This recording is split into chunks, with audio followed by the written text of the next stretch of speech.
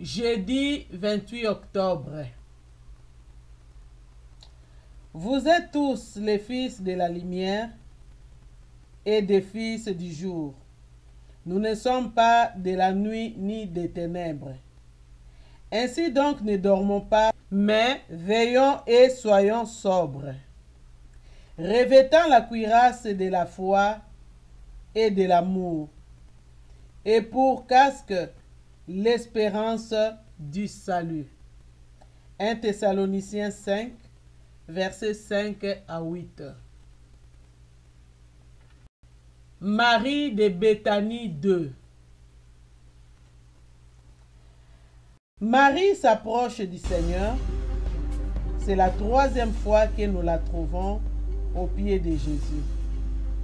En Luc 10, verset 39, elle écoutait sa parole.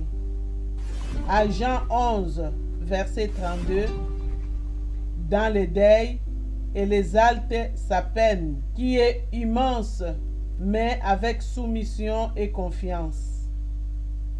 Ici, elle adore. Écoutez, priez, adorez, mais toujours au pied du Maître.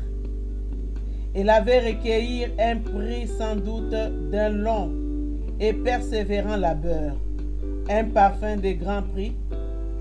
Elle brise les vases qui les contenaient et répand les parfums sur la tête et sur le pied de Jésus. Marc 14, verset 3. Jean 12, verset 3. Tout est pour lui. Elle ne veut rien garder, ni pour elle, ni pour les autres.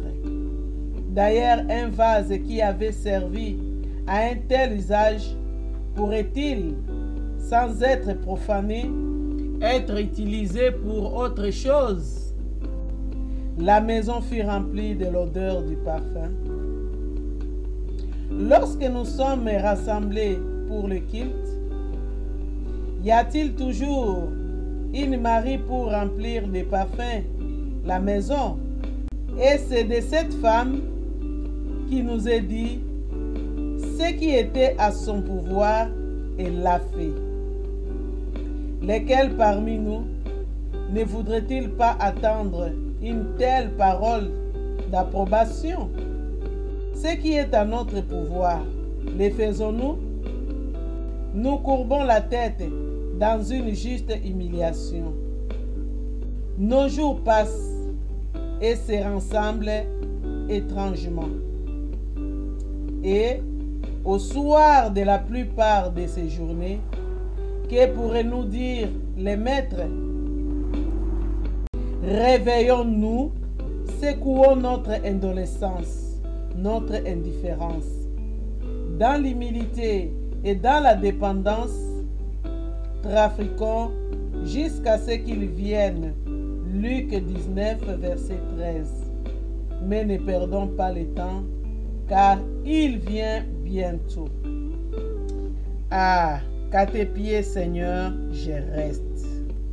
Et qu'ici-bas, ma faible voix exalte, unie au cœur céleste, les fils de Dieu morts sur la croix.